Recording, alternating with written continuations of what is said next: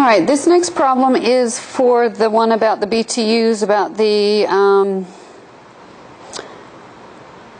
coal-fired electric power plant. You got 12 million kilowatt hours of electricity each day, assuming that the input is 10,000 BTUs of heat is required to produce an output of 1 kilowatt hour of electricity. All right, part A says, showing all the steps in your calculation, determine the number of, the first one is BTUs of heat needed to generate the electricity produced by the power plant each day. Okay, it says 12 million kilowatts per day. So basically we're going to look at, this is part A, or part I, and it says 1.2 times 10 to the 7th power, and that's kilowatt hours per day. And that right there is just your 12 million. And I just wrote it as in scientific notation. And you don't have to do that, but it does make it a little bit prettier math. Then it goes on to say, so we need 12 million hours of electricity per day. And it says in the problem that that an input of 10,000 BTUs of heat is required to produce an output of 1 kilowatt hour. All right, so it needs 1.0 times 10 to the 4th BTUs. And again, that is your 10,000 in scientific, and that is kilowatt hours. So it said in the problem that 10,000 BTUs of heat is required to produce 1 kilowatt hour. Okay? So again, we're canceling out the kilowatt hours because we're trying to find out how many BTUs per day. So basically all you're doing is multiplying, and in scientific notation you're multiplying but you're adding exponents, so that's going to be times 10 to the 11th, and that's BTUs per day. Okay, so the problem states we want to find out the BTUs of heat needed to generate the electricity produced by the power plant.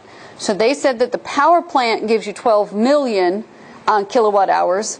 We want to figure out how many BTUs that is. Well, there's 10,000 for every 1 kilowatt hour. So that's going to give us 1.2 times 10 to the 11th BTUs per day. Okay. And then basically you can put the zeros back in if you need to. So that is 1, 2, and not 11 zeros, but 10. And then if you put those 10 in there, so that's going to tell you how many BTUs per day that is going to be required. Now, you do not have to put the zeros back in, depending upon what you want to show. Okay? That's part I. The second part of it says pounds of coal consumed by a power plant each day. It says that assuming 1 pound of coal yields 5,000 BTUs. So, if 1 pound of coal, okay, so again, how many BTUs we need is right here. And if we keep everything in scientific, it makes our math a lot easier. Whoops, that's 0.2 times 10 to the 11th BTUs. We need that per day. Okay. And we said, it told us that 1 pound of coal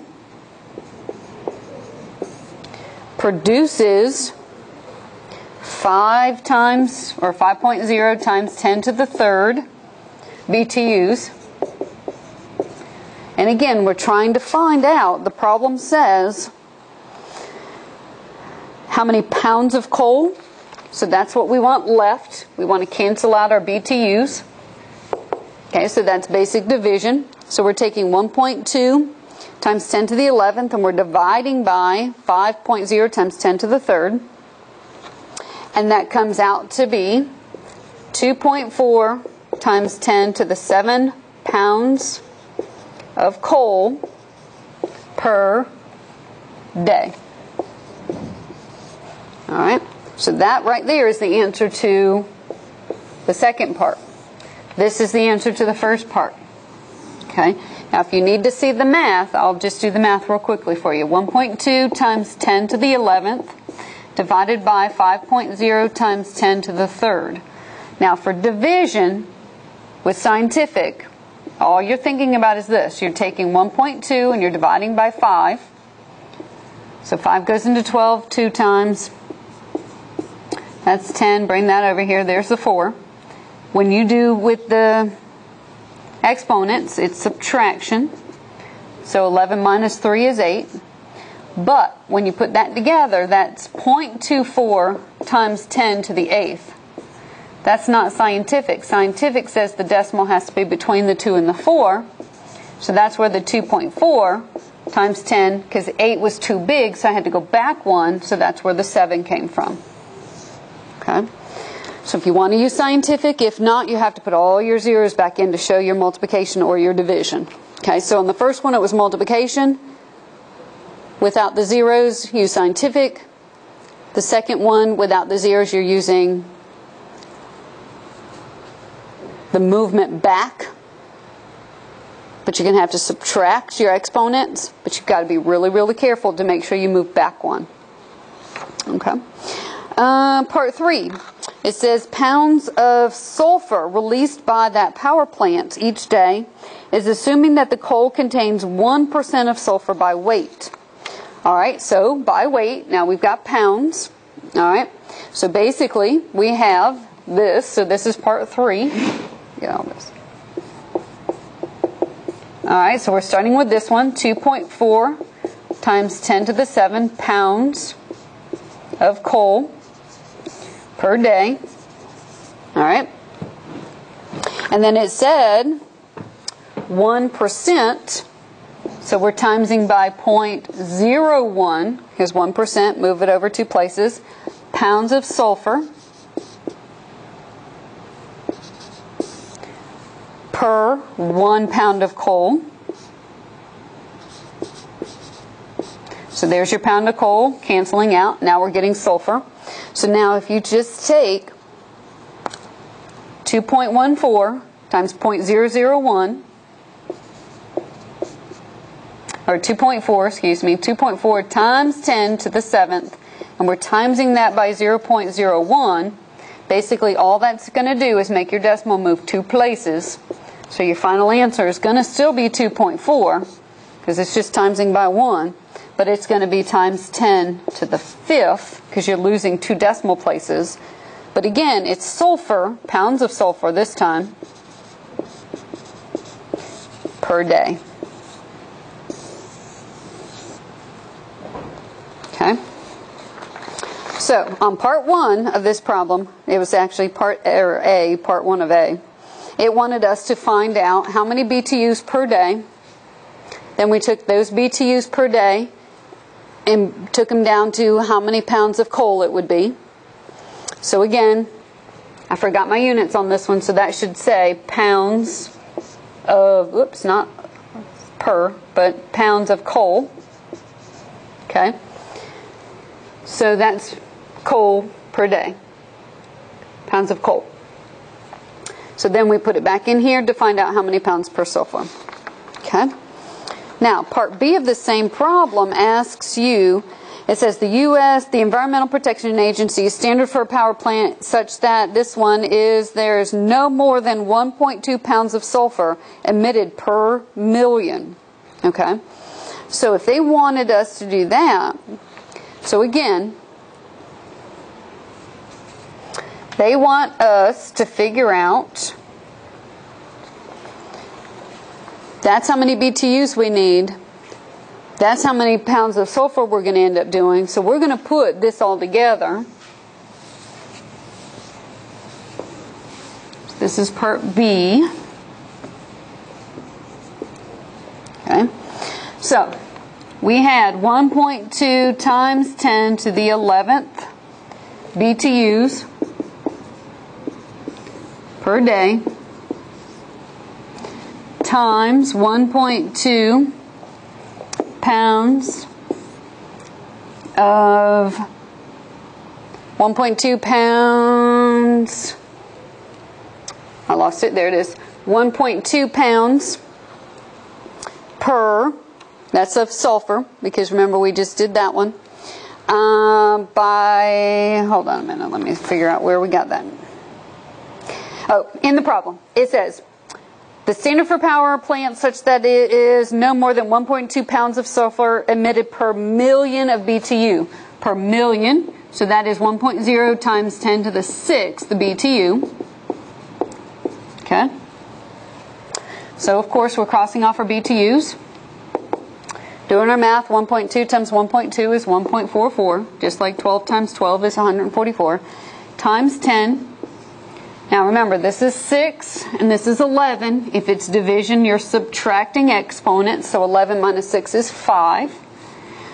And looking at our units, it's pounds per day, okay? But it's pounds of sulfur per day. Now this one just said pounds, so we could put sulfur back on here. Okay.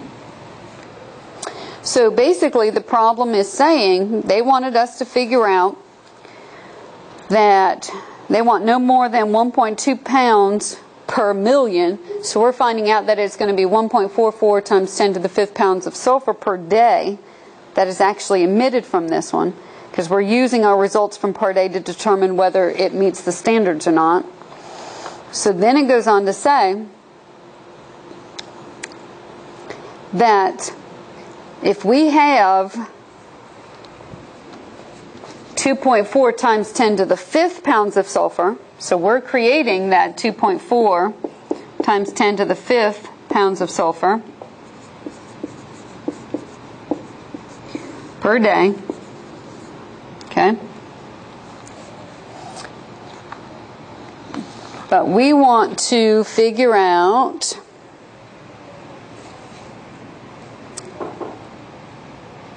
how much is actually released.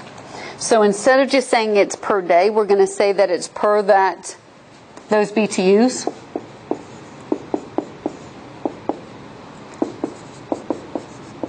So we know that this is coming from this problem right here.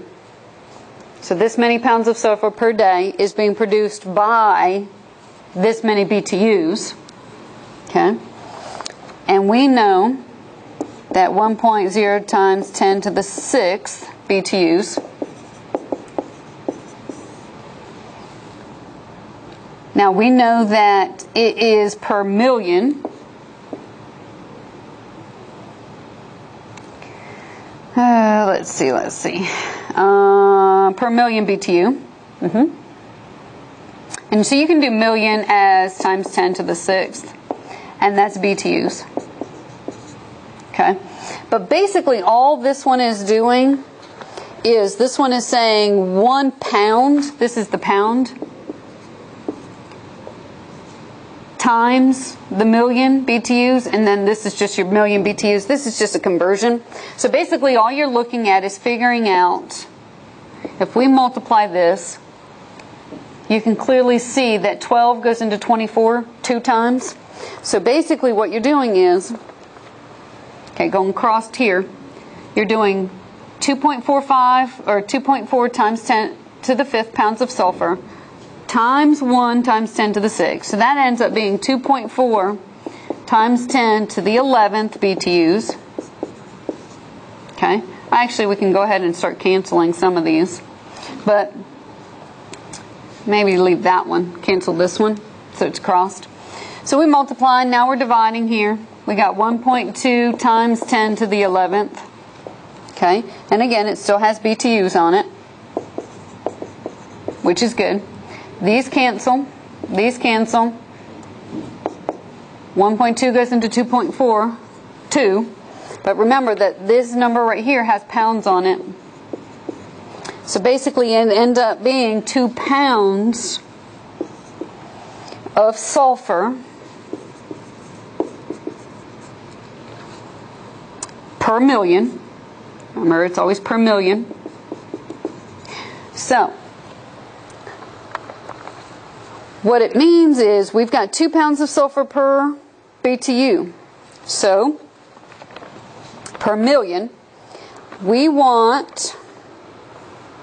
got 1 million BTUs, because in the problem it said it can use 1 million.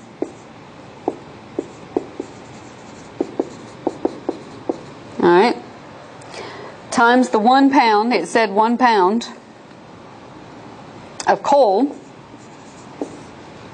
produces 5,000 BTUs. So that cancels out. So we got 1 million divided by 500 or 5,000 ends up being 200 pounds of coal. Cancel. Okay.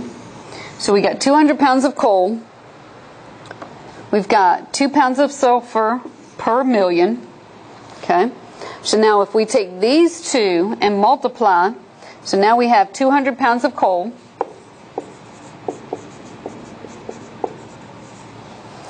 We're timesing it by 1 pound. Whoops. Let me make some room here. 1 pound of sulfur per 100 pounds of coal. So it ends up being 2 pounds of sulfur per million. Now, what I just showed you there, basically we ended up with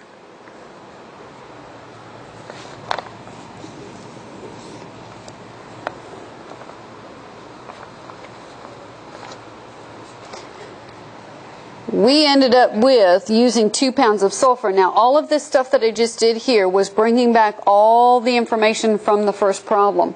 So that might get a little confusing, but you have to keep referring back to some of the numbers that we just got from here. So basically it comes down to EPA is limiting us to this. This is what we got. So, is the power plant in compliance? If they are giving off 2 pounds, you're only allowed to have that 1.4 pounds per day. And again, and this is per million, okay? And that's per million. So basically they're saying, nope, it's not in compliance because the number's too big. Now, let me just double check, see if I missed anything to clarify.